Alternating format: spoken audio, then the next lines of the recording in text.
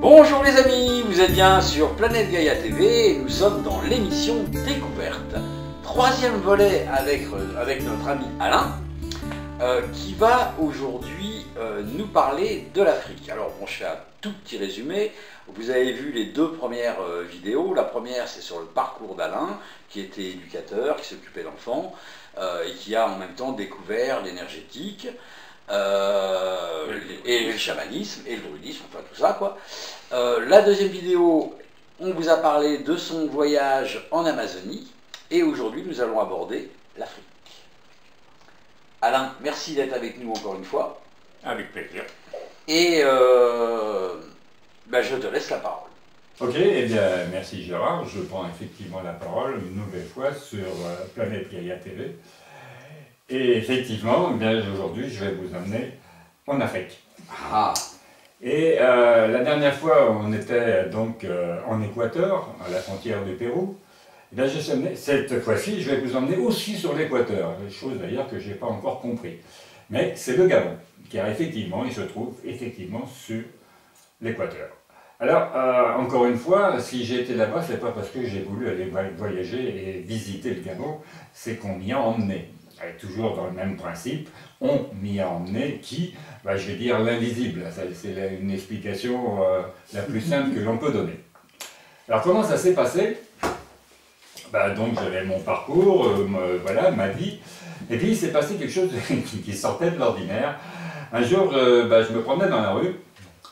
Donc là on est en France, hein? Ouais, d'accord. On est en France. Et j'ai eu l'impression de mesurer 2,50 m de haut. C'est original. Comment ça se présente? C'est-à-dire que je marchais dans la rue et puis j'avais l'impression que j'étais monté sur des échasses et puis que je voyais le sol 2,50 m de haut. Bizarre. Bon, d'accord. Bon, et j'étais normal, j'avais pas bu, j'ai pas fumé, rien du tout, normal quoi. Ok. Et puis, c'est le lendemain. Je vais faire mes courses, bon c'était dans une grande surface, peu importe laquelle. Et donc je rentre avec mon chariot, normalement, je passe devant la banque à congeler, et paf, je tombe dans la banque à congeler. Donc je me suis vite remonté, hein, parce que qu'est-ce qui m'arrive là, voilà, bon, je sors vite du truc parce que tout le monde est venu vers moi, non, mais c'est bon, là, voilà. Et puis je suis sorti, reprendre mes esprits, bon, ça allait bien, quoi. Et je suis re-rentré avec mon chariot pour faire mes courses, parce que c'est ça que je suis venu faire, en étant prudent. Puis ça s'est bien passé, voilà, tranquille. Là, je commence à me dire, mais qu'est-ce qui m'arrive, quoi? Et bon, voilà, je repars à la maison, puis je vis, quoi, normalement. Et le lendemain, j'étais sur Avignon à ce moment-là, et je vais sur la grande avenue d'Avignon, là, en pleine ville, et là, je tombe par terre. Pop! Mais comme si... voilà, waouh, voilà, je dis, attends, il y a quelque chose qui va pas là. Et puis bon, je rentre chez une amie à Avignon, là, avec qui je discute souvent, parce qu'elle est un peu branchée. Et puis je lui dis, mais attends, voilà ce qui m'arrive et tout. Elle dit, oui, effectivement, c'est pas normal. Elle dit, oui, mais enfin, c'est grave, quoi, parce que ça va pas, hein. Et puis elle me dit, écoute, il faut que tu voies quelqu'un. Mais je dis, oui, mais qui c'est que je vais aller voir pour lui raconter ça, parce qu'on va m'emmener à l'HP d'à côté, quoi, s'il y a quelque chose qui va pas. Elle m'a dit, écoute, je connais un thérapeute, voilà, va donc le voir. Moi, je le connaissais plus ou moins de vue, quoi. Là, je prends contact avec lui, on prend rendez-vous, il habite à Montpellier, bon, c'est pas très loin. Elle me fait la partie à Montpellier, je vais voir donc Steve, qui s'appelait. Il était métis. Bon, pourquoi pas, moi, ça me gêne absolument pas. Et puis, je lui raconte mon histoire, il m'écoute. Alors, déjà, il se passe quelque chose d'assez original. Quand j'arrive, toc toc, bonjour. Ah, bonjour, je t'attendais. Mais dans le sens, je savais que tu allais venir, quoi. Ouais, c'est bien. Voilà, et puis je lui raconte mon histoire, il m'écoute bien gentiment. Puis il me dit, écoute, dans un premier temps, je pense que je vais pouvoir faire quelque chose pour toi, mais je pense que tu es en train de te décorporer, tout simplement. Me décorporer, c'est quoi ça? C'est-à-dire que voilà, ton être intérieur, quelque part, il est en train de sortir de toi. Et puis quand il monte dans la verticale, tu fais 2,50 m de haut, et puis quand il va à droite ou à gauche, tu te casses la figure. Ah bon? Et, oui, c'est bien, d'accord, mais je fais normal. Oui, je fais quoi là? Parce qu'il y a quelque chose qui... écoute, moi la seule chose que je peux te dire, c'est que je connais une plante et qui peut te permettre peut-être de t'enraciner. C'est justement une racine, ça s'appelle l'iboga. Ah, c'est quoi ça encore? Voilà, c'est une plante africaine et qui te permet donc de pouvoir t'enraciner et de reprendre. Bon, écoute, si tu me dis qu'il faut que je prenne de l'iboga, pourquoi pas? J'avais déjà pris l'ayahuasca, je vous en ai déjà parlé, mais c'était dans une autre circonstance. Mais c'est une plante sacrée, pourquoi pas? Alors on fait ça comme... écoute, je connais une association en France qui fait des initiations dans ce sens. Si tu veux, je te donne l'adresse. Oui, avec plaisir. Tac, tac, tac. Bon, voilà, papa. Puis à la fin, je dis, bon, combien je te dois? Non, rien. De toute façon, voilà, je te dis, je t'attendais, je savais que tu allais venir, et tu ne me dois rien, de toute façon, je recevrai par ailleurs. Ah bon, écoute, merci, hein. Il me l'a parti avec ça. D'accord. Je rentre à la maison, donc j'étais bien pressé de trouver des solutions quand même, parce que là, je vous ai raconté une fois ou deux ou trois que j'étais tombé, mais ça m'est arrivé plusieurs fois, quoi. Parce que, entre les rendez-vous, les machins et compagnie, mais j'avais ce problème, réel et concret. Donc rapidement, je prends mon ordinateur, il y avait une adresse email, machin, donc je fais une demande, je reçois une fiche d'inscription, j'imprime tout ça et je commence à écrire mon nom, Alain, et au moment d'écrire mon nom, petit message comme d'habitude, et celui-là je commence à les connaître. Non, t'as rien compris, c'est pas en France qu'il faut que tu prennes la plante, c'est au pays, point. Ah ouais. Bon, déjà, quand moi j'entends la boîte, je prends le papier, je le mets à la poubelle, je dis ça va, c'est bon. Et c'est où le pays? Parce que moi ici, je ne connaissais pas, quoi. Je ne sais pas, je ne connais pas. Bon, et puis j'avais un ami africain, qui est un collègue éducateur. Alors je l'appelle. Salut Gigi, je l'appelle, et puis dis, tu peux me dire où c'est que je peux trouver en Afrique de l'iboga, parce que là il éclate de rire. Il éclate de rire. Il dit ouais, c'est pas drôle, tu sais ce qui m'arrive, bref. Il dit non, mais c'est pas grave. Il dit écoute, oui, je sais où c'est chez moi, c'est au Gabon. Et en plus de ça, toute ma famille est dans l'iboga, c'est-à-dire c'est le bouiti. Le bouiti, bon, c'est toute une... Voilà, c'est de l'animisme et sa famille est dans l'animisme. Voilà, bon, lui maintenant il est venu en Europe, tout ça, mais enfin il est quand même né là-dedans. Ah bon? Écoute, ça tombe bien, hein, et comment je fais pour... Il me dit, t'inquiète pas, de toute façon, je pars au pays là, pendant les vacances, juillet, août, et je vais leur parler un peu de toi, puis on va voir ce que ça donne. Voilà, donc bon, on continue notre vie, lui il part en vacances, moi je fais ce que j'ai à faire. En ce qui concerne mes décorporations, j'avais trouvé le moyen, parce que dans le sens où, quand je tombais sur le côté, là, comme je vous ai raconté, ça m'arrivait encore, mais je le sentais arriver à force, parce que, on va pas dire que j'en prends l'habitude, mais enfin, disons, on essaie de s'adapter. Et dès que je sentais que je partais, je m'asseyais par terre. Maintenant, je tombais plus, c'était déjà bien, mais enfin, quand vous faites ça au milieu de la rue, tous les gens qui regardent, c'est un peu bizarre, mais enfin, disons, j'ai trouvé à compenser, voilà, plus ou moins. Et puis, voilà, il revient de vacances, et puis il me dit, écoute, j'en ai parlé, surtout à ma grand-mère, c'est elle un peu, parce que là-bas, le côté matriarcat, il existe en Afrique, et elle me dit, écoute, oui, je ressens bien ton ami dans le bouiti, parce que bon, le bouiti, c'est toute une éducation chez eux, mais je ne peux pas te répondre exactement, parce que eux, elle me dit, je te le dirai, mais il faut que je reçoive la réponse en songe. Parce que là-bas, c'est comme ça que ça passe, surtout les vieux, voilà, ou enfin tous ceux qui sont dans la spiritualité dans ce sens. Quand on leur pose une question, c'est le songe qui va leur répondre. Bon.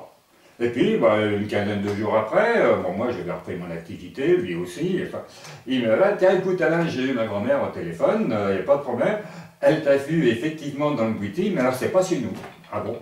Non, pas du tout, c'est pas dans notre famille, parce que bon, il y a des familles, enfin voilà, c'est l'Afrique. Hein. que je connaissais pas du tout. Alors franchement, moi, l'Afrique, rien du tout. J'ai même jamais été vraiment... Enfin, bref, il me dit, ben voilà, écoute, c'est chez un tel, hein, un maître spirituel, un père spirituel, c'est comme ça que ça s'appelle. Il s'appelle Jean-Marie, donc, puis bon, un nom Masongo, parce que c'est une... voilà, il y a des ethnies là-bas, et là c'était l'ethnie Masongo. Et les Masongo, pour la petite histoire, c'est les descendants des Pygmées. Okay. Donc il dit, c'est chez lui qu'il faut que tu ailles. Bon, bah écoute, que j'aille chez toi ou chez lui, moi de toute façon, moi tout ce que je veux, c'est retrouver mon intégrité, parce que ça va vraiment pas, quoi.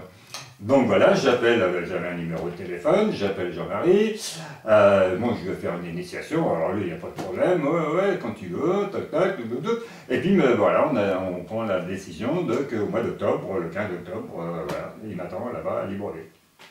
Donc la partie, moi, professionnellement, vous saviez que moi je suis un peu, j'étais éducateur indépendant, tout ça, enfin ben, je pouvais me libérer, enfin, peu importe. Et me la partie, donc à Libreville, avec mon sac à dos, comme d'habitude. J'arrive à l'aéroport de Libreville. Là, déjà, la première surprise, c'est... Oui, il ne connaissait pas du tout l'Afrique, mais là, bon, il y avait donc un groupe de personnes africaines qui m'attendaient, mais habillés un peu traditionnellement, quoi, un peu... comme nous, on peut dire les chamans, mais enfin là-bas, ils sont... Voilà, c'est particulier, ils sont dans le boutique. Et là, ils m'entourent en chantant, ainsi de suite, en plein milieu de l'aéroport international. Donc, il y a du monde quand même. Mais je me laisse embarquer, je ne cherche pas à comprendre. Et puis, bon, voilà, et puis ils m'accompagnent. Et puis, ils me disent, bah, écoute, bienvenue, sache que maintenant, dès le moment où tu viens vers nous, tu es un Banzi. Ah bon, et c'est quoi? Ben, un Banzi, c'est celui donc, qui va faire l'initiation à l'Iboga. Et donc, tu es pour l'instant considéré comme étant dans un œuf. Et tu viens pour éclore. Et ton initiation va être l'éclosion de ton être intérieur. Voilà, et puis il m'explique que bon, l'iboga est une plante qui va permettre à mon enfant intérieur, mon âme, encore une fois, de sortir de mon corps, de remonter d'où elle vient. Voilà, bon, je veux bien, moi j'écoutais, hein, mais vous découvrez. Hein. Et puis, voilà, et tu... Voilà. Mais sache une chose, que dès maintenant, plus jamais, tant que tu ne seras pas initié, tu seras seul. 24 heures sur 24, il y aura toujours quelqu'un de nous qui sera avec toi, parce que tu ne peux plus être, parce que dès le moment où tu as cette intention, même inconsciente, de venir faire cette initiation, les esprits, alors chez eux les esprits, c'est beaucoup, les ancêtres, tout ça, donc il y en a qui ne veulent pas que tu deviennes ce que tu es intérieurement, parce que c'est une ouverture. Donc, pour te protéger, il y a toujours l'énergie d'un initié qui sera avec toi. J'entends tout ça, puis je découvre que les Noirs, tout ça, et moi je n'avais jamais été en Afrique. Hein. Bon, aujourd'hui en Europe, il y a beaucoup d'Africains, mais à cette époque-là, il y en avait beaucoup moins quand même. Donc, on n'avait pas trop l'habitude, voilà. Et il m'accompagne, et puis je vais chez lui, voilà. Bon, il habitait une maison en parpaing, brute, ok. Une famille, comme les familles africaines, il devait y avoir 2 ou 3 générations dans la maison. Le plus vieux, il avait 95 ans, et le plus jeune, il venait de naître. Il y avait toutes les générations. Et puis, donc, il y avait sa femme, mais la sœur de la femme, le mari de la femme, enfin, l'Afrique, quoi. Et tout ça dans la même maison. C'est une grande maison. Et puis, je dis là-dedans. Et puis, voilà, je découvre. Hein. Il y a de quoi, parce que voilà, il y a tout, quoi. Et puis, il me dit, Jean-Marie, qui s'appelait, le père spirituel, et il m'a dit, écoute, tu t'appelles Alain, c'est bien, mais ici, tu vas vivre avec nous pendant un certain temps avant ton initiation, et je vais te donner un nom, mais un nom Massango. Mais encore une fois, il me dit, je le recevrai en songe, et je te le dirai quand tu le recevras. Ok. Un matin, alors, pour vous dire que quand j'étais toujours... Il avait une femme, il a viré sa femme et j'ai dormi avec lui dans son lit, à la place de la femme. Et la femme, elle était avec les femmes, parce que bon, les femmes, ils mangent ensemble, mais enfin bref, c'est l'Afrique, quoi. Donc, bon, moi, je me laisse faire, hein, je ne cherche pas à comprendre, je suis là, je ne sais pas ce que je fais. Je sais pas ce que je fais là, qu'est-ce que j'allais dire, parce que franchement, c'est comme si vous changez de planète, quoi, c'est carrément. Bien sûr. Et puis bon, donc un matin, il se lève, il me dit, bah écoute, ça y est, j'ai ton nom, tu vas t'appeler Mayombo. Ah, bah c'est joli, Mayombo. Mais ça veut dire quoi? Parce que pour moi, j'essaye de le comprendre un peu. Celui qui revient toujours. Ah, bah, dans ma tête, le phénix qui renaît de ses cendres, quoi. Et puis, donc il dit ça à tout le monde, et puis tout le monde dit, oh, oh, parce que, bah, apparemment, le nom Mayombo là-bas, c'est pas n'importe qui porte le nom de Mayombo. Bah, ok, moi je veux bien, mais je suis pas, voilà, je découvre. Et puis, après, il me dit, bah écoute, on va faire donc effectivement l'initiation, mais avant, il faut que tu te purifies. Alors, il existe tout un rituel de purification. Et pour ça, donc je vais faire une petite cérémonie avec ma famille, ici, là autour de toi, et je vais te préparer une bassine avec laquelle tu vas aller te laver tous les jours, mais pas ici, je vais t'emmener au Bwenze. Le Bwenze, c'est quoi? Ben, c'est un endroit sacré où on fait nos cérémonies, tout ça, mais c'est en forêt. Un temple. Un temple en pleine nature. En pleine nature. Ouais, d'accord. À côté il y a le temple qui s'appelle le Banja. Mais le temple, donc non, là c'est à l'extérieur, voilà, et puis donc...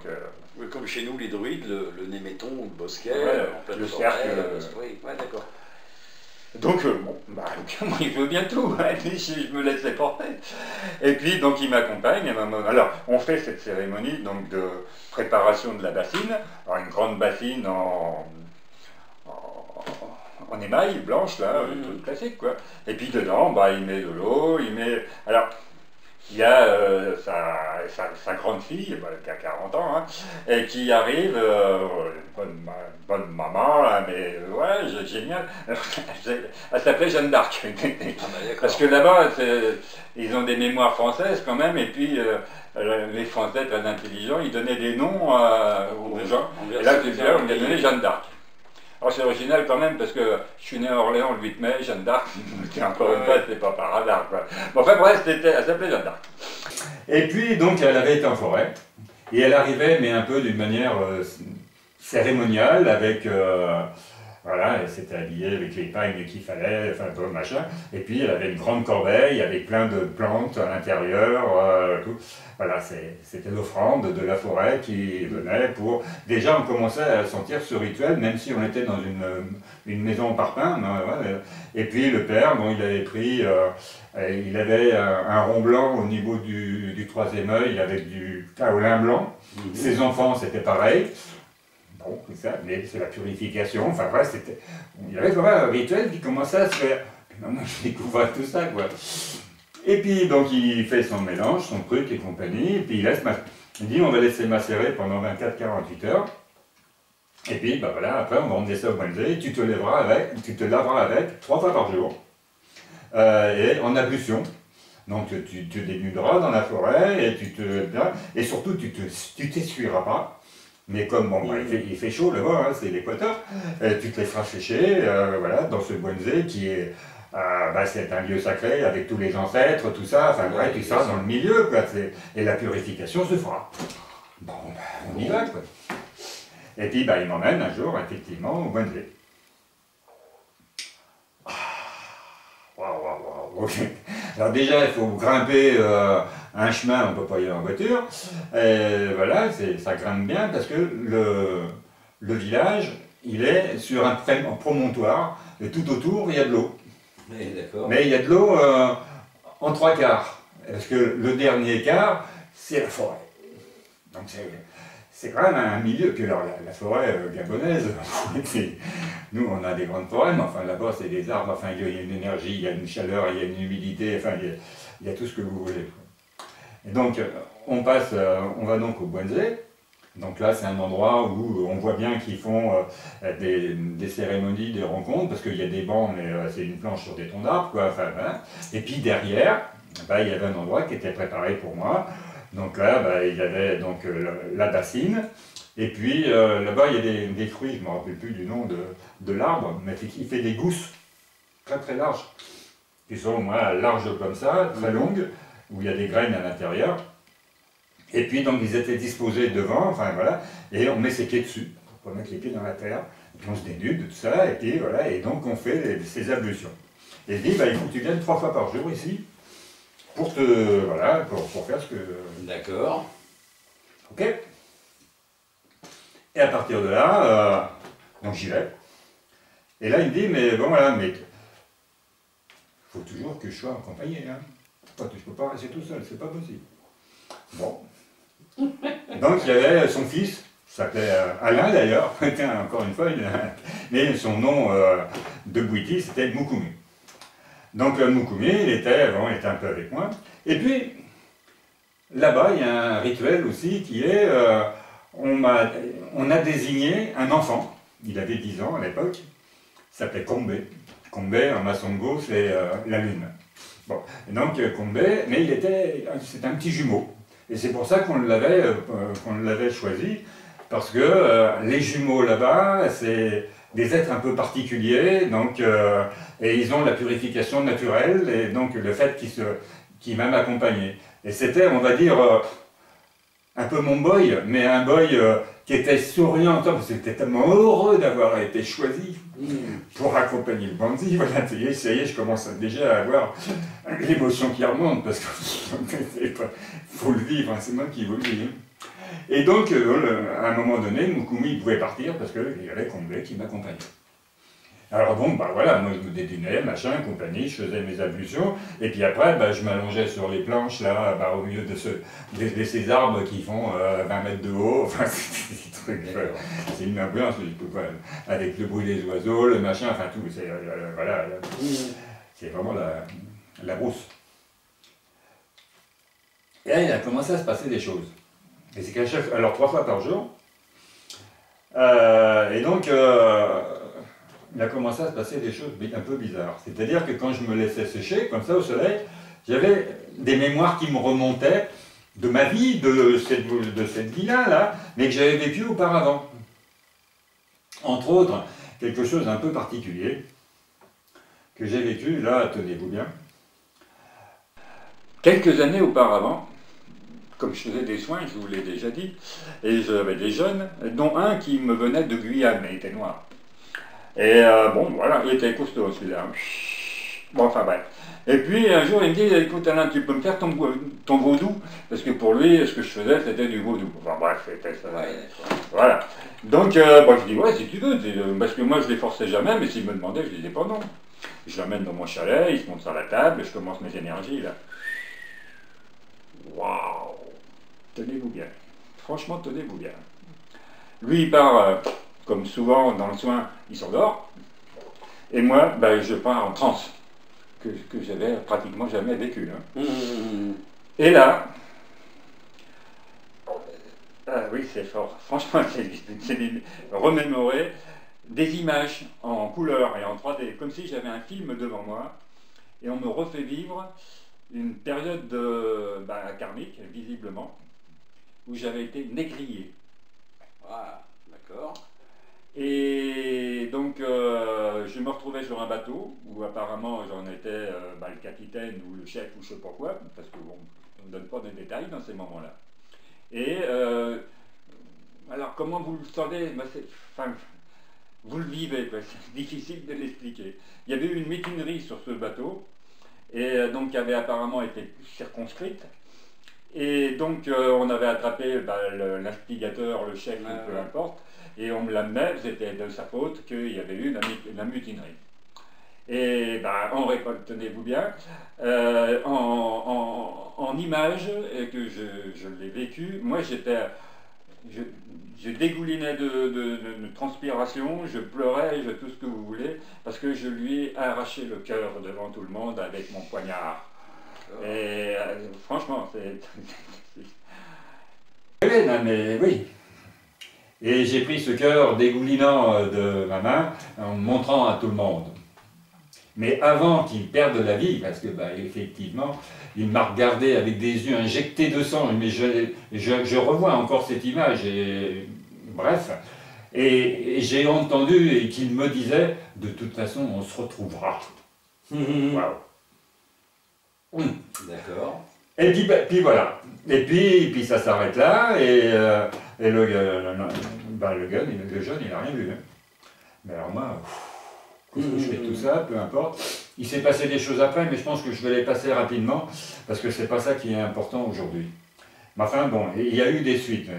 La nuit après, il y a eu l'incendie à la maison, enfin il s'est passé des choses pas possibles. Mais c'est pas le cas d'aujourd'hui. Bon, j'ai vécu ça. Quand je suis parti en Amazonie pour prendre ma racine, toujours pour mon problème de départ, je ne pensais plus du tout à ça, parce que ça fait quelques années auparavant. Je l'avais digéré, on va dire. Enfin bref, quand vous vivez un truc comme ça, bien sûr. C'est quelque part. Et là, le fait que je sois dans cette ouverture en me faisant sécher sur mon banc, là, bah, ça m'est revenu. On était en Afrique quand même, donc bon, bah ok. Et puis, il fallait que je rentre à la maison, quoi, parce qu'il fallait... c'est pas là que j'habitais, quoi, c'était dans la maison, à quelques kilomètres plus loin. Et là, j'ai dit à papa, papa, bah, c'est le père spirituel, parce que là-bas, on les appelle papa. Écoute, moi, papa, ici, c'est tellement magnifique, moi, j'ai pas envie de rentrer chez toi, je reste ici, quoi. Parce que c'était un village, mais qui était abandonné. Abandonné, pourquoi? Donc il y avait des cases encore en bois, un peu à droite à gauche, mais vraiment déserté. Parce que dans le temps, il y avait un puits, mais le puits était assez sec. Donc il n'y avait plus d'eau, plus de vie. Donc il n'y a plus personne qui était dans le village. Donc c'était mais par contre, là, il était vivant d'autre chose, c'est moi qui vous le dis. Mais par contre, je lui dis, écoute, moi papa, je suis désolé, mais il y a des cases et machin compris, moi je m'installe là, quoi. Allez chez toi, il dit, ah non, tu peux pas, t'es un bandit, tu peux pas rester tout seul, c'est pas possible. Ah bah, oui, mais enfin bon, j'insiste un peu, quoi. Et là, Moukoumi, qui me dit, écoute papa, t'appelles pas, moi ça me gêne pas, hein, je reste avec lui. Alors, Barry, parce que bon, il s'appelait Jean-Marie, mais dans son nom, Massango, c'était Barry, qui signifie entre guillemets le palmier. Ah bah écoute, si tu veux rester avec lui, il peut rester là. Et puis en fin de compte, c'est là, alors, on commence à dépoussiérer à un endroit pour s'installer, il y avait un lit, machin, un truc, enfin bref. On s'installait, on pouvait aller chercher chez le Mauritanien d'à côté qui tenait la boutique, enfin bref. On s'est installé pour là. Et donc j'étais sur place pour faire mes ablutions 3 fois par jour, c'était plus simple que de remonter. Oui. Puis la maison par terre, franchement, bon, j'étais pas venu pour ça, mais alors là, ici, j'étais bien dedans. Et pour aller plus vite, tous les jours, donc je faisais mes ablutions. Quand Moukoumi n'était pas là, c'était Combé. Et au fur et à mesure, tous les jours, j'avais des réminiscences de mémoire qui revenaient par rapport à cette histoire-là de négrier, interne.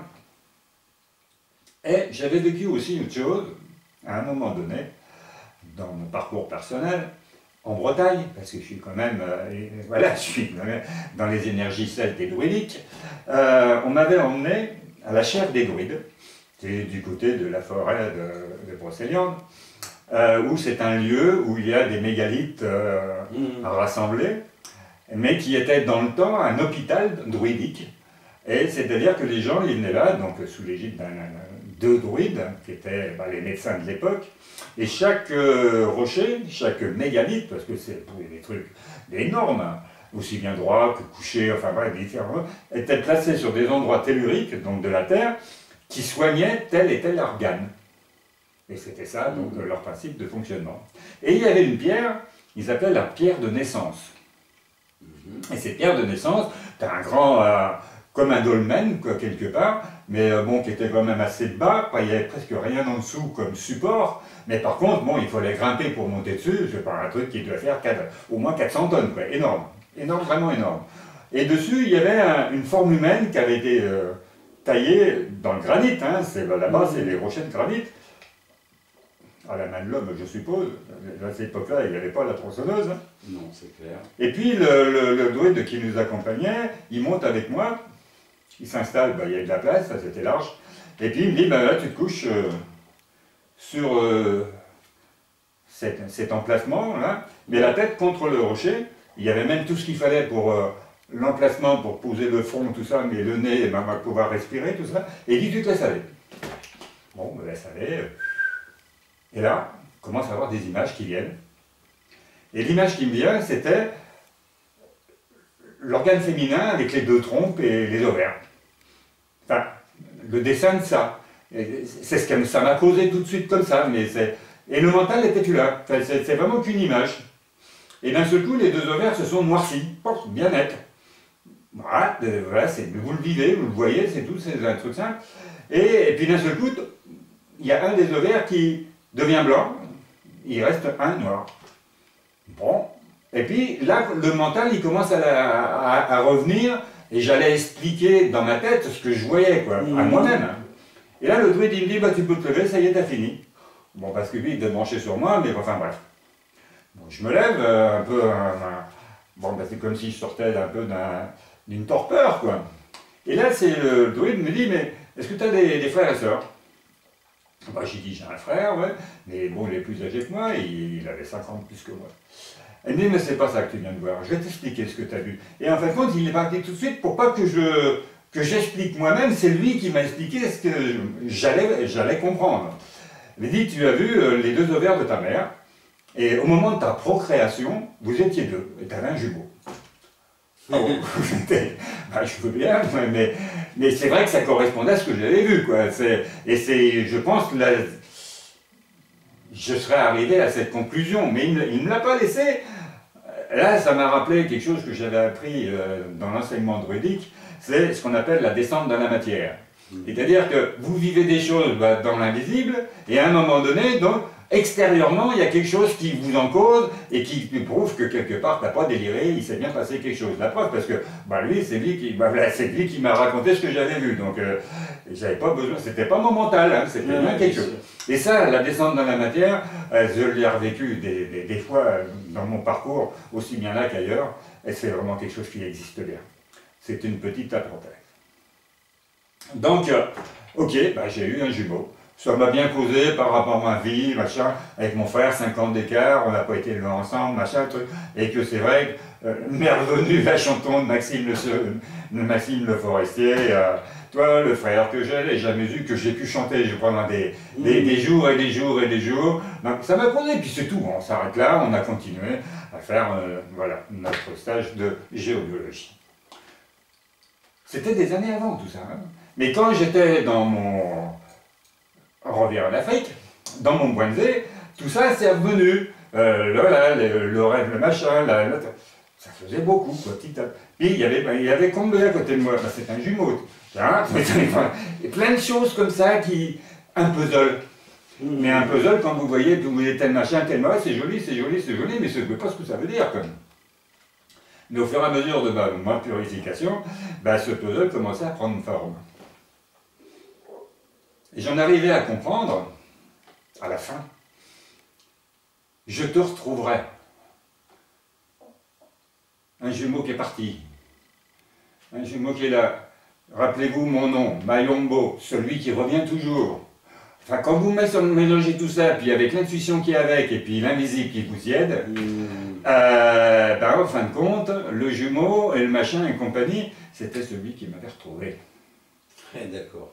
Et celui que j'avais trucidé, excusez-moi du terme, 380 ans, parce qu'en plus, j'ai su à peu près à quelle époque ça s'est passé, 380 ans avant, il m'a retrouvé en tant que jumeau. Ah, c'est un peu dur à avaler tout ça. Hein. Oui, mais enfin, dans la réalité, moi, c'est ce qu'on me donne, hein, dans tout ce que je vivais. Et encore une fois, avec une famille autour, n'oubliez pas, je n'étais jamais tout seul, parce que je ne pouvais pas, j'étais bandit. Donc je ne suis pas fou, c'est pas cuit, on ne m'emmène pas l'acheter, non, c'est bien une réalité. Et quand vous vivez tout ça, mais bon, bah, vous le vivez, vous le vivez, vous le vivez. Arrive un peu l'époque de la fameuse initiation, et là mon père il me dit qu'un jour en se levant le matin, écoute Mayombo, désolé, mais il va falloir que tu fasses une autre initiation avant. Ah bon? Oui, je l'ai reçu en songe ce matin. Il faut que tu fasses le Mwiri. Oui, c'est quoi? C'est quoi, voilà, oui. C'est l'énergie des esprits de l'eau et de la terre. Ouais, écoute, je veux bien, ouais. Mais il dit, je te préviens, c'est dur. Bah, écoute, suis pas venu, moi j'ai fait 5000 km pour venir te voir, de toute façon, bah, je suis là pour ça, hein, on y va. Mais il dit, et puis sache une chose aussi, que c'est quelque chose qui est très secret, et il y a peu d'Européens qui ont été initiés à ce genre de choses. Il y en a, mais peu. Bah, écoute-moi, il faut bien tout, hein. Moi je suis venu pour ça. Donc il dit, bon ok, on va préparer tout ça. Alors là, bon, ouf! Je ne peux pas vous raconter, c'est trop long, cette initiation, et puis il y a des choses que je ne peux même pas vous raconter, j'en ai pas le droit, quelque part. Mais quelques petites choses, on m'a rasé déjà complètement, mais alors rasé, parce qu'il fallait, voilà, il faut qu'on se présente devant le Mouiri, qui est l'énergie de l'eau et de la terre, complètement nu comme un verre, parce qu'il faut tsunner de tout pour pouvoir recevoir, enfin bref, on m'a enduit d'huile de palme. Dans cette initiation, donc, je vous parlais d'huile de palme, mais ce n'est pas l'huile de palme que l'on connaît. Nous, ici, ben, comme une huile un peu claire, non, là-bas, c'est une huile rouge. C'est-à-dire rouge, mais vraiment rouge. D'accord. Qui est un peu épaisse, c'est pas de la graisse, mais disons que c'est vraiment l'huile qui sort directement de la noix du palmier. Et cette huile là-bas est beaucoup utilisée en cuisine, hein, en Afrique, mais au niveau initiatique aussi, ils s'en servent beaucoup, et donc ils s'en induisent quelque part au niveau de tout le corps. Donc là, c'était le cas, et pour vous donner un petit peu une petite aparté donc, de cette initiation, je me suis retrouvé à un moment donné assis sur un tronc d'arbre, donc simplement avec un peigne, enduit de cette huile-là, en plein midi, en plein soleil, et j'y suis resté 3 heures. Waouh! Il fait chaud, hein. T'as bronzé là, je suis sûr. Enfin, on cuit surtout, enfin tout. Et pourquoi on fait vivre quelque chose comme ça? Parce qu'on nous emmène au bout de nous-mêmes, de manière, voilà, il faut qu'on arrive devant le Mouiri, cet esprit du Mouiri qui est là, présent. Il était devant nous. Alors comment? Il y avait le banja c'est un temple donc, qui à l'intérieur ont fait un certain nombre d'initiations et puis surtout de cérémonies. Et là, donc pour le Mouiri, ils avaient complètement fermé la porte d'entrée, donc on ne voyait plus l'intérieur. Et donc à l'intérieur, il y avait les dieux, enfin ceux qui faisaient l'initiation, et ils parlaient voilà, d'une voix qui venait vraiment du bas. Et c'était donc le Mouiri qui parlait quelque part. Et donc, enfin, c'était vraiment pour voilà, bref. Le Mouiri, c'est un petit peu ça. Je ne peux pas trop vous en parler plus, mais à un moment donné, je me suis retrouvé. Il y a du monde, hein, il y a beaucoup de gangas autour de vous, et ainsi de suite. Enfin, et à un moment donné, je me suis retrouvé enlevé. On m'a mis sur le dos d'un. Ils sont costauds là-bas, comme un sac à patates, et puis on est parti en courant. Et on est descendu dans un vallon, mais alors là, c'était pas profond, c'était. Mais moi j'avais la tête qui bougeait et tout. Arrivé en bas, on m'a pas jeté, mais tout du moins, je me suis retrouvé dans une mare de boue. Et dans une hutte qui était faite en feuilles encore de bananier et tout. Et puis là, donc on m'a fait même un petit tatouage au niveau du bras, qui se voit plus trop aujourd'hui parce que il n'y a pas d'encre. Chez eux, ils se voient beaucoup. Pourquoi? Parce que l'orthis scarifi, il cicatrise avec, ça gonfle. Donc ça reste tout le temps, quoi. Donc moi, c'est resté des années, mais aujourd'hui, il est plus là vraiment. Alors en cherchant bien, je le retrouve, mais c'est un bouclier bantou. Voilà, c'est donc une protection. Et le Mouiri est une protection. Bon, enfin bref, je vous parle de ce Mouiri, pourquoi? Parce que c'est quand même vécu, ça fait partie du parcours. Et je vais revenir un peu donc à ces histoires d'ablution, de purification, et puis tout ce qui revenait. Et pourquoi je vous parle de tout ça? Parce que sur le principe, ça va prendre son importance, parce que à la sortie, j'en arrive à comprendre qu'effectivement, le jumeau, ce que j'ai vécu, tout ce que je vous ai raconté, et ainsi de suite, eh bien, ce jumeau qui est parti, dans cette image quand j'étais sur le rocher en forêt de Brocéliande, enfin bref, tout ce genre de choses-là, oui, donc il y a un jumeau qui était parti, mais c'est un corps qui est parti. Mais dans la réalité, il est resté une âme. Un être intérieur, comme on dit chez nous. Et ben, il est resté en moi. Depuis ma naissance. D'accord. Donc en fin de compte, à cette époque-là, j'avais 53 ans. Donc j'ai été habité, entre guillemets, par une âme pendant 53 ans de cet être à qui j'avais enlevé la vie à un moment donné. Waouh! On continue, et donc tout ça, ça revient, et qu'est-ce que je fais de tout ça, quoi? Ça devient... Mais ça ne m'affolait pas du tout, parce qu'en fin de compte, vous êtes dans une énergie qui... vous acceptez tout, vous vous le laissez porter, puis on vous emmène quelque part, vous ne savez pas trop, et vous allez le voir. Donc, je dis tout ça. Et sur le principe, c'est difficile de faire le lien d'une certaine manière, parce que bon, ça remonte quand même à plusieurs années, mais bon, je me remets dedans. Et c'est vrai que là, j'ai l'impression de vivre, peut-être, je ne sais pas comment vous le vivez, vous, quelque part, quand vous m'entendez, mais moi, ça vibre en fond de moi, hein, parce que c'est fort, quoi. Faut que je souffle un petit peu pour pouvoir aller plus loin. Et donc, arrive l'époque où il faut que je fasse mon initiation donc, du Bwiti, avec ces prises d'Iboga. Et donc, je me retrouve au Bwenze. Le Bwenze, c'est l'endroit que je vous parlais tout à l'heure, l'endroit sacré où, voilà, dans toutes les traditions, de toute façon, ce genre de lieu existe, c'est en cercle, voilà, et donc, et puis, bon, on commence à faire donc la prise d'Iboga. L'iboga, bon, c'est un bois, c'est une racine, mais qu'ils ont haché à la machette, donc ça devient, voilà, pas une poudre, mais disons que c'est vraiment bien réduit. Et puis on vous le fait absorber dans la bouche, quoi. C'est d'une amertume. Alors déjà, j'avais vécu l'amertume avec l'ayahuasca, qui est aussi... voilà, c'est d'une affaire. Oui, c'est vraiment... Mais toutes les plantes sacrées sont amères. Parce que, bon voilà, la nature est bien faite. Quand on vous fait là, c'est... Le côté amertume, mais ça veut dire aussi attention, quoi. Quelque part, c'est quelque chose d'important, quoi. Donc l'amer, on le retrouve dans beaucoup d'initiations et dans toutes les traditions.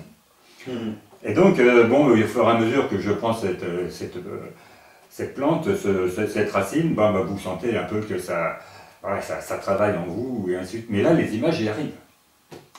Et et là, ce que je vois, c'est une tête. Mais la tête de cet homme à qui j'avais enlevé la vie, et qui commence à me creuser. C'est sympa. Oui, c'est sympa, quoi. Et quelque part, voilà, et qui commence à me... Et j'arrive à comprendre, quoi, d'une certaine manière, qu'est-ce que je fais là, qu'est-ce qu'il fait là, pourquoi et comment. Et là, il commence à m'expliquer que je suis dans sa famille. Pardon. Je suis dans sa famille. C'est-à-dire qu'en fin de compte, les gens qui m'ont accueilli, rappelez-vous ce que je vous disais au début, mon ami m'a dit c'est pas chez nous, c'est chez lui. Et pourquoi c'était chez lui? Parce que c'était dans cette famille-là qu'il fallait que je vienne, parce que, voilà, c'était... Et en fin de compte, c'est lui qui revenait chez lui. Et je l'ai ramené chez lui, d'une certaine manière. Et pendant mon initiation, effectivement, à un moment donné, bon, je suis sorti de mon corps comme... le veut la tradition Bwiti, parce que le principe, rappelez-vous, au début j'étais le Banzi, j'étais dans un œuf, il fallait que j'éclose, et pendant l'initiation on éclot, on éclot à la vie, et votre être intérieur, il remonte d'où il vient, dans l'univers, parce que les âmes, ils viennent tous de là-haut pour pouvoir donner la vie à un corps que votre père et votre mère ont donné vie, mais ça c'est un corps physique, ça c'est la terre. Mais l'être humain, enfin l'être intérieur, lui, il vient de l'univers. Donc on revit tout ça. Et à un autre niveau, il me fait comprendre quelque part que, voilà, le fait que je fasse cette initiation et ainsi de suite, parce qu'il allait renaître, lui. C'est-à-dire qu'en fin de compte, il a quitté mon corps. Donc effectivement, dans un premier temps, le Bwiti, l'iboga me permet de sortir de mon corps, mais lui a permis de sortir de mon corps aussi. Et donc, je l'ai revu, mais en image, comme ça. Il n'était pas physique, parce que c'est une âme qui est sortie. Donc elle n'a pas de physique. Mais par contre, je l'ai vu et je revis la même tête. Et je la revois encore aujourd'hui, cette tête ronde, là. je la revois. Voilà, et d'ailleurs, ce que j'ai pu voir, moi, à un moment donné, j'avais un bébé dans les mains. Ben, c'est parce que c'est pas du délire, mais c'est psychédélique quelque part. Enfin, c'est difficile de l'expliquer. Et je me suis retrouvé avec un bébé dans mes bras, mais qui était noir. Et en fin de compte, ça m'a fait que voilà, je comprenais bien que quelque part, c'est lui qui était en train de renaître. Oui. Et dans cette initiation, j'ai hurlé à un moment donné, et ce mot, on le connaît bien d'une certaine manière, j'ai hurlé Jéricho. Pourquoi? Parce que l'image que j'avais, c'était un chemin blanc avec des trompettes, vous savez, les trompettes de Jéricho, les grandes trompettes d'or, là. Et donc, et puis, il y avait cette ouverture mais dans la lumière, quoi. C'était un truc de ouf, quoi. C'était... Mais bon, moi, j'étais plus là, c'était un délire. Enfin, c'est difficile de l'expliquer. Et en même temps que j'ai crié Jéricho, il y avait 50-60 personnes autour de moi, des gangas, hein, qui vivaient en même temps dans tout ça, et ils ont tous hurlé Awango. Là, oui, là, ça me fait drôle, quoi. Et Awango, donc pour eux, voilà, parce que quand, dans l'initiation du Bouti, il est dit que quand vous sortez de votre corps, vous remontez dans l'univers d'où vous venez, et l'univers vous donne votre nom. Voilà, et donc, voilà, c'est un combo, on appelle ça comme ça, et le combo, donc, moi, c'était, j'ai hurlé mon combo à travers ce mot Jéricho, parce que c'est l'image que j'avais vue, et eux l'ont traduit en Masongo, qui est Awango. Et Awango, parole de l'ancêtre, à travers le divin. Et quand on a parole de l'ancêtre, et l'ancêtre, c'était bien leur ancêtre qui était là, et qu'est-ce qui s'est passé à travers tout ça? Donc là, je vais un petit peu plus vite pour sortir un peu, parce que bon, de sortir de cette initiation, parce qu'il y avait beaucoup de choses qui se passaient. Awango, parole de l'ancêtre, il a commencé à causer. Pas le jour même, mais le lendemain, parce que là, après, il nous dit vous dire que j'ai dormi, je ne sais plus combien de temps, mais enfin, il faut sortir de tout ça, quoi. Et quand je suis revenu à moi, ça a commencé à causer. Et il m'a donné un nom, son nom, Mokabo. Mokabo. Alors ça m'a rappelé quelque chose, parce que j'avais vécu une descente d'énergie un jour dans une forêt, voilà, et cette énergie s'appelait Imokab. Et voilà, c'était une autre énergie que j'avais reçue, mais Mokabo, ok. Et donc le lendemain, avec le père spirituel, quand on a parlé de choses profondes, on se retrouve au Bonzé, parce que c'est secret, il n'y a personne, et puis j'ai dit à papa, tu connais Mokabo? Il me regarde, il dit, oui, je connais Mokabo, c'est le village où je suis né, et c'est à 800 km d'ici. Comment tu connais ça, toi? Il s'est dit, écoute, c'est Mokabo qui me l'a dit. Mais c'est qui Mokabo? Je ne connaissais pas. J'ai dit, écoute, voilà ce que je peux te dire, c'est que Mokabo, c'est le nom de l'ancêtre, de ton ancêtre. Là, il commence à me regarder parce qu'il commence à comprendre. Quoi, parce que, et celui qui, Mayombo, celui qui revient toujours. Et tout se ramène dedans. Et effectivement, au fur et à mesure, Mokabo m'a parlé. Toujours par la petite voix, mais c'est même plus la petite voix, là, c'était difficile de l'expliquer. Et il commence à me dire, maintenant que tu es ici, tu vois ce village qui est déserté, eh bien tu vas le réhabiliter. Et tu es venu pour ça. Ouais, donc là, vous acceptez tout le temps. À chaque fois, cette petite voix, vous ne pouvez pas discuter avec elle de toute façon, parce que c'est dans ce sens-là. Et puis là, c'était je ne le voyais plus en image, comme je l'avais vu pendant mon initiation. Mais il était bien là, quoi. Et il a commencé à m'expliquer sa famille et toute l'histoire. Donc en fin de compte, quand je suis venu chercher, il y a 300 X d'années, ces hommes pour les emmener, on sait comment ça se passait, plus ou moins, avec la traite des Noirs, eh bien, donc, il était le chef de cette tribu de l'époque. Et donc, je l'ai emmené, c'est pour ça qu'il a essayé de enfin bref, la mutinerie, tout ce genre de choses. Voilà, et quand il est parti, eh bien, au niveau de cette famille, il s'est passé beaucoup de choses. Parce que quand le chef il s'en va, ok, il faut qu'il soit remplacé, mais chez eux, c'est par leur fils. Parce que ça ne peut pas être quelqu'un d'autre qui prend la place du grand chef. Bien sûr. Mais il n'avait pas d'enfant. Il était jeune encore à cette époque-là. Et donc, automatiquement, tout le monde a voulu être chef, mais c'était pas possible. Et donc, ils se sont plus ou moins entretués à l'époque entre eux, parce que voilà, le fait d'avoir enlevé ça, ça a mis une zizanie dans la famille qui existait toujours dans la famille dans laquelle j'étais, la famille de Barry, la famille de Jean-Marie. Et quand je lui ai raconté tout ça, lui aussi, ça lui faisait tout drôle, parce que voilà, j'étais en train de lui raconter l'histoire de sa famille qu'il connaissait pas, vraiment pas. Et quand je lui ai dit Mokabo, il dit pourquoi ton village où tu es né s'appelait Mokabo? Eh bien, c'est tout simplement parce que après on a donné le nom de Mokabo à ce village en souvenir de cette histoire. Donc papa, il a commencé à comprendre, voilà, non pas qui j'étais, mais ce qui se passait, quoi. Et donc, à chaque fois que j'avais un message qui me revenait de Mokabo, que je lui disais, il était obligé, parce que bon, c'est un blanc quand même, hein. Lui, il était le père spirituel d'une tribu, quoi. C'est pas possible, quoi. Le blanc, surtout, bon, il a aucune autorité, ni rien du tout, mais là, je prends une autorité. Et c'est là où on comprend le Mouiri. Pourquoi il m'a fait prendre le Mouiri? Parce que une initiation profonde que peu de personnes avaient. Pour vous donner un exemple, quand je suis sorti de ce Mouiri et puis que je suis donc initié, quand quelqu'un même qui était initié au Bwiti, mais pas au Mouiri, me disait bonjour le genou à terre, parce que voilà, c'était quelqu'un il y avait de reconnaissance, tout ça, tout prenait sens, quoi, sans le savoir. Et donc, en fin de compte, je me suis retrouvé donc à comprendre que j'étais venu dans ce village pour faire une initiation au Mouiri parce que je me décorporais. Mais pourquoi je me décorporais? C'était quelque part, lui à l'intérieur de moi, le fameux Mokabo, donc l'âme qui était en moi, qui commençait à me dire je veux sortir. Et donc c'est mon corps quand il sortait,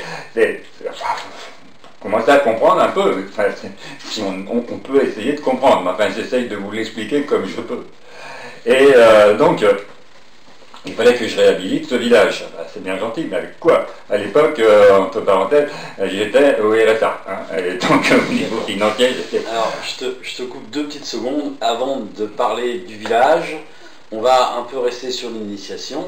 Et chers amis, j'ai fait un petit montage avec quelques photos de cette période-là. Donc, je vous la passe maintenant et on reprend après pour l'explication sur le village. Maintenant. AVS Media Demo.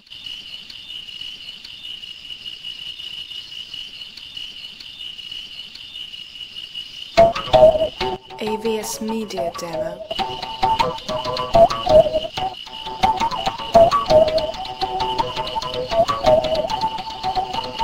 AVS Media Demo.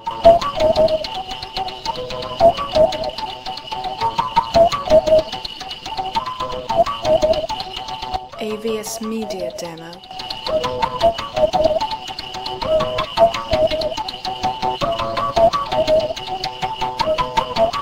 AVS Media Demo.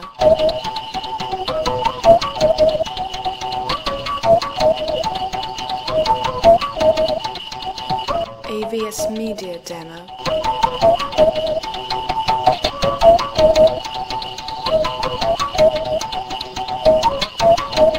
AVS Media Demo.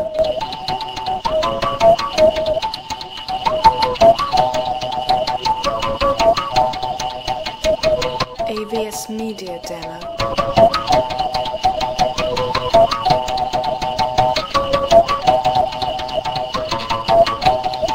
AVS Media Demo.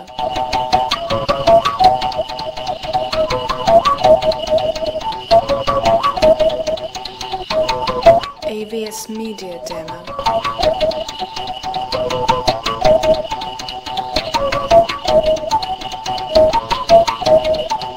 AVS Media Demo.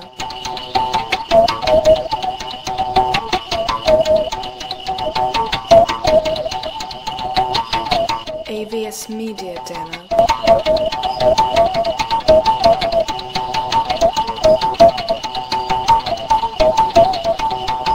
AVS Media Demo.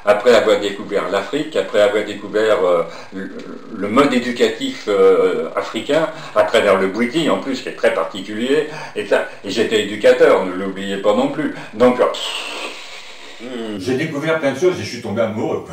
Mais c'était... Ouais, c'était fou. Donc j'en ai parlé à tout le monde. Enfin, j'étais un peu dans un milieu un peu ouvert, parce que bon, voilà, j'étais thérapeute déjà, donc c'était des gens qui pouvaient entendre quand même des choses comme ça. Et puis, bon, je leur disais, mais je ne savais pas comment j'allais réhabiliter le village, mais j'en parlais, et puis il y a des gens, et puis il s'est passé, le hasard a fait que je suis tombé dans une période où il y avait ce qu'on appelle des tontines. Bon, les tontines, c'est africain, mais en France et en Europe, d'ailleurs, il n'y a pas qu'en France, ces tontines se sont transformées en bulles, enfin bref, je vous passe les détails. Et puis, comment c'était le principe des tontines? On met des sous voilà, sur une table, et puis chacun les met, et ainsi de suite. Et puis après, voilà, on invite des gens à faire autant, et puis après, donc on remet des bulles, et puis au fur et à mesure que des gens rentrent, ça vous fait monter dans un principe pyramidal, puis à un moment donné, vous retrouvez le dernier, et vous récupérez tout ce qui a été mis. Et comme, bon, alors... c'est complètement illégal. Complètement illégal. Mais à un autre niveau, voilà, ça s'est fait, et ça s'est fait beaucoup, et bon. Oui, ça a été une grande mode à un moment. Je suis tombé dedans. Et même, j'avais même pas, je sais pas, au départ c'était 200 €, quoi. C'était, bon, pas énorme à mettre, mais je les avais pas. C'est même une amie qui m'a dit, mais écoute, voilà, avec ton histoire et compagnie, moi je te les prête les 200 €. Bon, elle m'a prêté les euros, je suis rentré dedans, et elle est rentrée, puis mon histoire a tellement donné un engouement à beaucoup de monde, qu'il y a du monde qui est venu, et je suis sorti de la bulle. Et je me suis retrouvé avec 6 000 €. Alors que je n'avais pas un rond. J'ai remboursé mes 200 €, enfin voilà. Puis je me suis retrouvé avec une somme quand même importante. Et puis je comprenais très bien que quelque part on me la donnait d'une certaine manière. Et je suis revenu l'année d'après, parce que je pouvais y aller une fois tous les ans. Et j'ai amené ces 6 000 €. Et avec ça, qu'est-ce que j'ai fait? J'ai mis l'eau au village. Alors comment on met l'eau au village quand il n'y a plus de puits?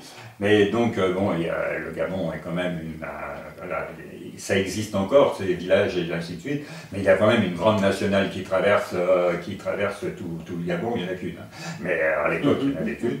Et sur cette eau-là, il y avait quand même l'eau de la ville qui arrivait, mais je sais pas, c'était à 300 mètres du village. Ça fait des mètres, et il fallait monter la pente, machin et tout, et ainsi de suite. Donc j'ai acheté des tuyaux.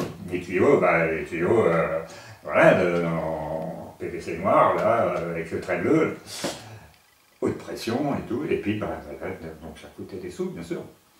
Et puis, il a fallu acheter un compteur, parce qu'on pouvait se compter sur le machin, bref, brancher l'eau. On a creusé, voilà, il y a du monde pour creuser là-bas. Et une tranchée, on a enterré le tuyau, même ça, et l'eau est arrivée au village. D'accord. Et donc, à partir de là, automatiquement, il y a une casse qui s'est mise à être réhabilitée.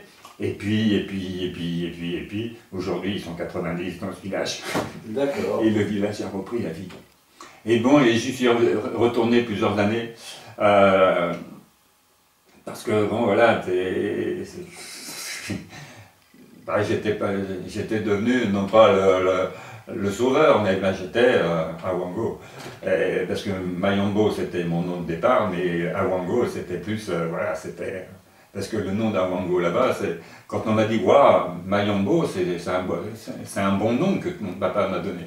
Mais quand on m'a donné le combo d'Awango, waouh, il n'y a pas tout le monde qui a ce combo-là. Et je comprends pourquoi j'ai fait une mairie, pourquoi j'ai fait ceci, pourquoi j'ai fait cela. C'était parce que ça, je ne pouvais pas être un simple, entre guillemets, un simple initié ou Mbwiti, quoi. Il fallait aussi une mairie, il me fallait tout. Parce que, en fin de compte, j'ai ramené le chef.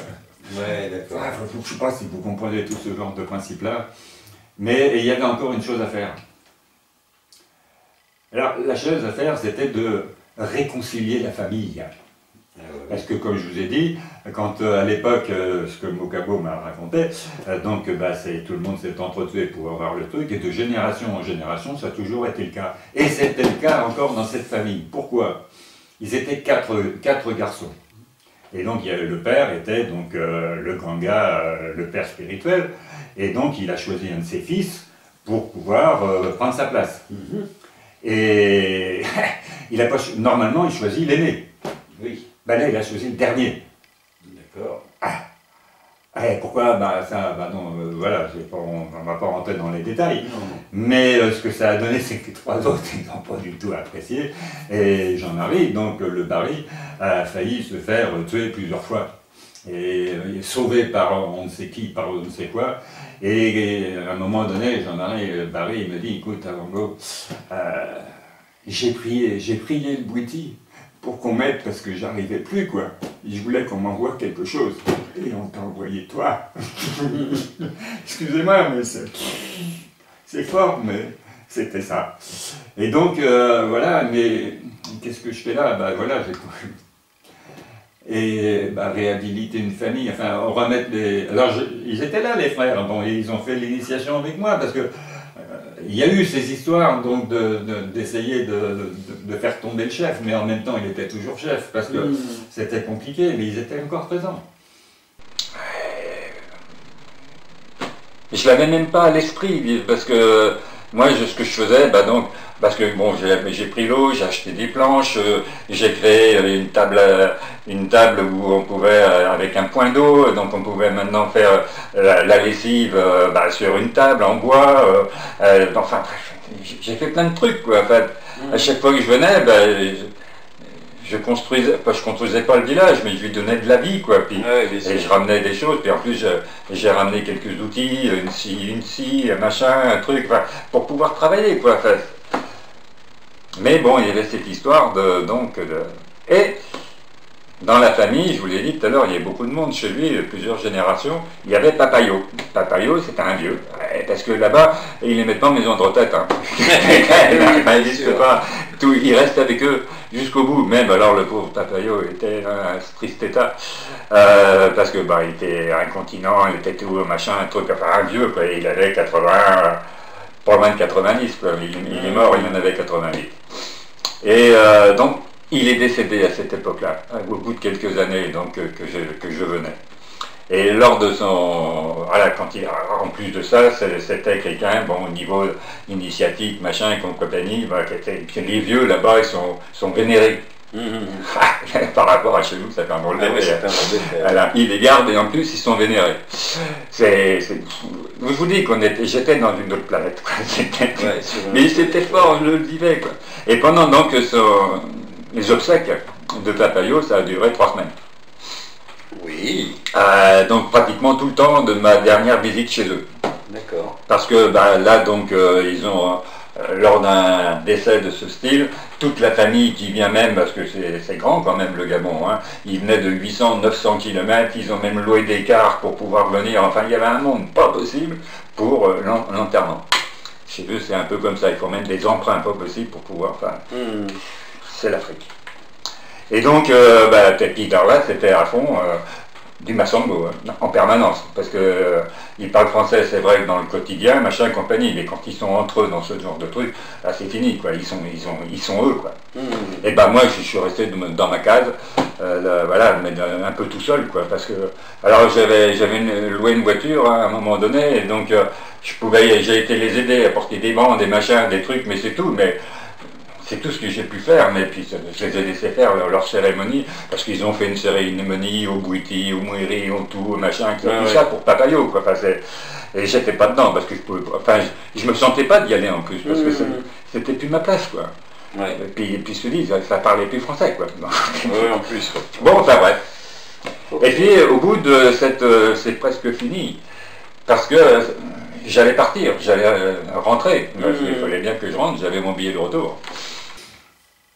Et la veille, l'avant-veille de mon départ, papa vient me voir et me dit « Avango, c'est extraordinaire. On a pu discuter entre nous et compagnie au niveau de la famille propre et on a décidé de se retrouver pour mettre à plat, parce que bon, ça avait remonté toutes les histoires de famille, quoi, toute cette histoire-là. Et ils dit, bon là, t'inquiète pas, mais tout le monde va venir, on va emboiser, on va y passer la nuit, donc ils prenaient aussi des bogales, machin et compagnie. Bon, j'étais pas invité, d'ailleurs, il m'en a même pas parlé, mais c'était évident, parce que tout ça, encore une fois, je vous le disais, c'est en Massango que ça se passait. Et donc ils ont palabré toute la nuit, machin et compagnie, et le matin, au lever du soleil, parce que voilà, les cérémonies ça se passe la nuit toujours, et c'est au lever du soleil où ça y est, c'est fini, on a fini, et papa vient me voir, écoute Longo, ça y est. Voilà, tout le monde a pris la parole, tout le monde allait, et donc tout le monde me reconnaît comme effectivement le père spirituel, et on a tout remis à plat. Et là, dans ma tête, j'ai compris que ça y est, tu y es arrivé, quoi. Enfin, tu y es arrivé, c'est pas moi qui y suis arrivé, enfin, ça s'est fait tout seul, quoi. Mais c'était temps, quoi. Et là, c'est le dernier message de Mokabo que j'ai reçu. Et qui m'a parlé en disant, c'est bien, tu as fait ce que tu devais faire, mais maintenant tu vas aller au Guanzé. Et tu vas aller dire à tout le monde, mais là en français, et que tu n'as pas le choix. Enfin, il ne m'a pas dit, il m'a pas parlé comme ça, parce que les messages de Mokabo, c'était pas des palabres, hein, c'était des tac, tac, tac, tac. Mais dans la réalité, il m'a demandé là-bas, pour que je dise aux gens, donc, ce que j'étais venu faire, et pourquoi. Et donc de reprendre, parce que bon, tout le monde en avait plus ou moins entendu parler, mais il y en a qui venaient du fin fond du Gabon, et qui n'étaient même pas au courant. Et donc, je leur ai synthétisé tout ça. Et puis voilà, je suis rentré, mon sac était déjà prêt, je suis parti le lendemain. Mais, avant de partir, papa m'a dit une dernière chose. Rappelez-vous les descentes dans la matière. Ben, j'en ai eu une belle. Tu sais, Awango, quand tu as parlé après, ben, il y a beaucoup de gens qui m'ont compris parce que tu parlais français. Mais il y avait les vieux qui étaient là, mais il y en a qui avaient 80, presque 90 ans. Parce que les vieux de cette époque-là, ils vivaient le vieux. C'est plus trop le cas maintenant, mais à cette époque-là, ils vivaient vieux. Et il y a une maman, parce que là-bas, il s'appelle maman, qui a dit, elle avait entendu me parler français, elle ne comprenait pas, parce que les vieux ne parlent pas français. Mais elle avait entendu le mot Mokabo. Ah oui. Et donc, elle a demandé qu'est-ce qu'il a dit. Et on lui a raconté. Et là, elle leur a dit, mais il a raison le monsieur, enfin le tout bas, il a raison. Quand j'étais petite, 90 ans avant, j'ai entendu parler de cette histoire, et c'est vrai. Et là, je l'ai reçu, mais comme je vous disais tout à l'heure, comme descendre dans la matière, quoi, ça, en disant, tout ce que tu as vécu là, une maman de 90 ans, qui l'affirme devant tout le monde. Alors, voilà mon expérience au Gabon. Et j'étais parti tout simplement pour moi parce que je me décorporais et donc j'allais prendre mon cachet d'aspirine qui était sous forme de plantes sacrées, machin et compagnie. Tiens. C'était un peu comme, peut-être vous l'avez vu, ce que je racontais au niveau de l'Amazonie. J'y avais pas été simplement pour faire aller voir un chaman pour lui dire merci. J'ai vécu un truc avec les Incas. Et là, cette fois-ci, mon âme, quelque part, encore une fois, elle m'a emmené là-bas, enfin d'une certaine manière, pour que quelque part, elle se libère. Puis il fallait que je libère aussi cette entité qui était en moi.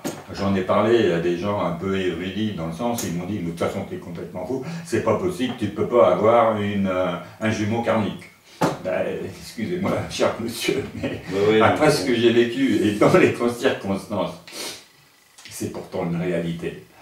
Voilà un peu encore une partie de mon chemin qui prouve que quelque part l'être intérieur il existe bien, il est bien en nous et des fois il arrive même à nous faire vivre un certain nombre de choses. Bon, vous allez dire oui mais toi tu dis ça, mais bon tout le monde ne le dit pas, tout le monde ne dit pas ce genre d'expérience, c'est certain. Mais si on prend conscience qu'il existe, et si on prend conscience qu'à l'intérieur de nous, on a effectivement cette âme, cet être intérieur, cet enfant qui est venu donner la vie à notre corps physique, et bien peut-être qu'à un moment donné, quand on arrive effectivement à dire « Ok, je suis habité de cette énergie-là », et bien peut-être qu'à un moment donné, il se manifeste. Mais si vous ne lui donnez pas la possibilité de se manifester par votre croyance, c'est une intention de départ, peut-être que vous ne l'entendrez jamais. Et il n'est pas dit que vous ne l'entendrez pas. Ça sera le mot de la fin. Voilà, quelque part. Et encore une fois, merci à Planète TV Gaïa, parce que Bah déjà, je peux vous raconter tout ça, parce que bah, ça fait du bien, vous avez vu, il y a de l'émotion. Oui, on a vu l'émotion. Même après des années, ça fait des années, hein, c'était en 2005, donc on est en 2019. Mais au fond de moi, c'est encore présent, bah, bien sûr, parce que c'est un truc qu'on peut pas oublier. Mais, mais en même temps, je pense que le message qui en sort, c'est... si j'ai effectivement vécu ça, bah, peut-être que c'est mon chemin de vie, c'est certain. Complètement. Mais à un autre niveau, sachez que tout le monde a un être intérieur. Bien tout sûr. le monde n'a pas un jumeau karmique, tout le monde n'a pas cette... Chacun a son histoire. Bien Mais sûr. par contre, ce que je peux affirmer aujourd'hui, c'est que la réincarnation, elle existe. C'est une évidence, mais là, c'est même pas la peine de me dire peut-être, c'est certain. Parce que là, je vous en ai raconté deux et j'en ai vécu encore d'autres. Et bon, ça ne sera pas pour aujourd'hui. Ça ne sera pas pour aujourd'hui. Voilà, chers amis, alors, on retrouvera Alain dans une autre vidéo alors, qui sera plus, on va dire, professionnelle, puisqu'on va parler un petit peu de la manière dont tu travailles. Oui, et puis, bah, voilà. Parce que tout ça, d'une certaine manière, bah, il faut l'utiliser, quoi. Et ben voilà. Et parce que, bon, la purification de l'âme et ainsi de suite, mais en même temps, c'est une ouverture. Exactement. Alors, en même temps, c'est quelque chose qui vous permet de devenir bah, ce que vous êtes venu faire sur cette terre. Tout à fait. Et c'est quoi? Bah, c'est... Voilà, donner un petit coup de main à quelque chose, et quand les gens sont dans le mal-être, d'une certaine manière, bah, c'est vrai qu'ils ne savent pas trop comment s'en sortir. On a la médecine d'aujourd'hui qui a fait des progrès extraordinaires. Moi, j'en suis aussi un témoin, parce que j'ai été opéré de partout, et ainsi de suite, et j'ai une colonne vertébrale qui a été raccommodée. Merci à la médecine et à la chirurgie. Mais à un moment donné, il y a des mal-êtres profonds, que cette médecine ne peut pas, avec des cachets, avec la pharmacie et compagnie, ils ne peuvent pas régler, parce que c'est des choses beaucoup plus profondes. C'est évident. Et le monde druidique, le monde chamanique, le monde qui s'éveille aujourd'hui, c'est une évidence. J'ai plus de 60 ans et j'ai bien vu l'évolution, et aujourd'hui, ça y est, c'est parti. Et nos enfants et petits-enfants connaîtront beaucoup plus ce monde-là, parce que de toute façon, ils n'auront pas le choix, parce que c'est la porte de sortie de l'humanité, je serais tenté de dire. Voilà, chers amis, oui, on peut en dire beaucoup. Chers amis, pour avoir la suite des aventures, rendez-vous sur Planète Gaïa TV, donc n'hésitez pas, abonnez-vous, venez nous soutenir sur Tipeee parce qu'on en a besoin. Et puis voilà, l'aventure va se terminer maintenant, et je vous dis à très vite pour de prochaines aventures. Au revoir. Au revoir. Voilà les amis, l'émission est maintenant terminée, alors j'espère que ça vous a bien plu. N'hésitez pas à faire un j'aime, le pouce vers le haut, de façon à nous montrer que vous êtes satisfait.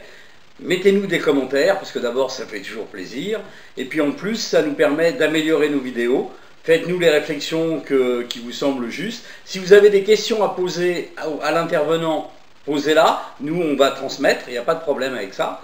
La règle, c'est bien sûr le partage. Plus vous allez partager, plus on sera connu. Plus on sera connu, plus on aura de soutien. Et donc on pourra faire du travail de meilleure qualité encore.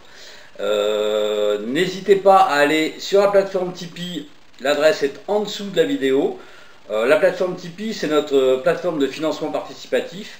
Ce qui nous permet de pouvoir continuer, de pouvoir exister, de changer notre matériel et de nous déplacer. Donc vous pouvez faire un don de 1 euro à, je sais pas moi, 1 million d'euros, si ça vous fait plaisir, d'une manière mensuelle, donc avec un engagement, ou d'une manière ponctuelle, c'est-à-dire juste une fois. Plus on aura de sous de votre part, plus on aura un budget prévisionnel conséquent, et donc plus on pourra prévoir de vidéos. On pourra prévoir aussi de changer notre matériel, encore une fois, de façon à avoir un matériel encore plus performant. Actuellement, on sort une vidéo par semaine, tous les lundis. Et là, le but de cette année, c'est progressivement d'arriver à 2 vidéos, donc une autre le jeudi. Donc vous allez voir apparaître des nouvelles vidéos de temps en temps, mais de plus en plus souvent le jeudi. Donc pour arriver à 2 vidéos. Pour ça, on a besoin de vous, parce que sans vous, sans votre argent, qui est le nerf de la guerre, malheureusement, on ne pourrait pas exister. Donc je vous remercie d'avance pour votre soutien, et je vous dis à bientôt pour de prochaines aventures. Au revoir.